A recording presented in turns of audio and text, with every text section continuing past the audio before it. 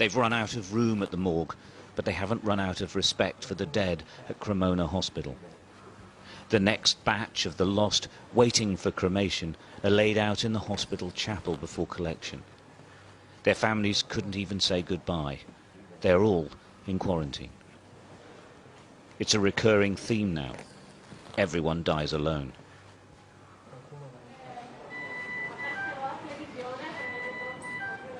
They came from here, the hospital's intensive care unit, which is on the brink of collapse. This is what it looks like when the virus overwhelms, and here in Lombardy, it's overwhelming.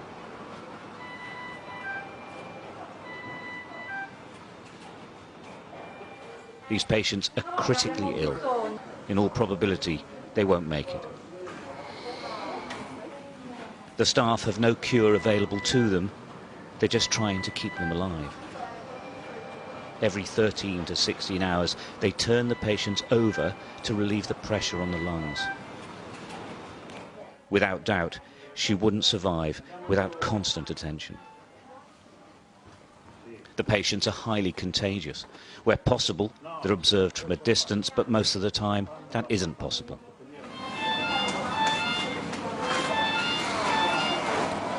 Nobody takes any risks.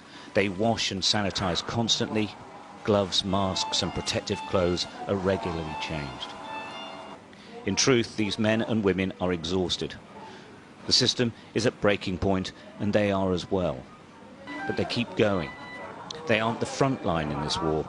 They are the only line. It's a very dangerous, is a disaster, is a tsunami. And we are here 12 hours a day. Only we are go to home for a few hours and come back here for the work, because we are here for the patients. The first, perhaps only bit of good news for the teams here is this man. We couldn't approach him, he's still too weak, but he waved. He is recovering. After 2 weeks, he is getting better. In that 2 weeks, though, not one other person on this ward improved, or worse, they died.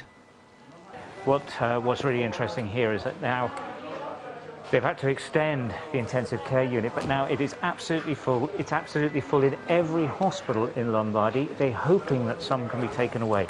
And the other really frightening development is that the patients are getting much, much younger because they are not being treated in hospital because there's no room for them.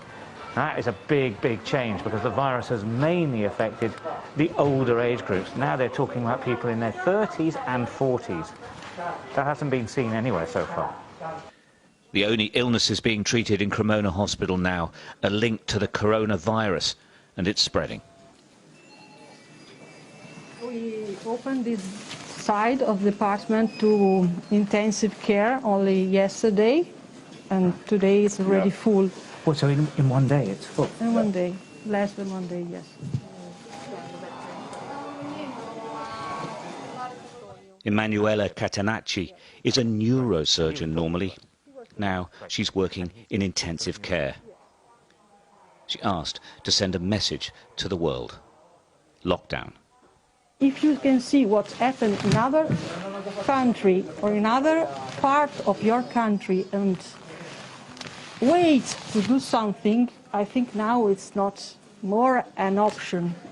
Maybe at the beginning we didn't know exactly what would be happen, but now we know what happened. It's you don't think that it's happening here and it can't happen everywhere else. It will. Because it will, if you don't do anything to stop it.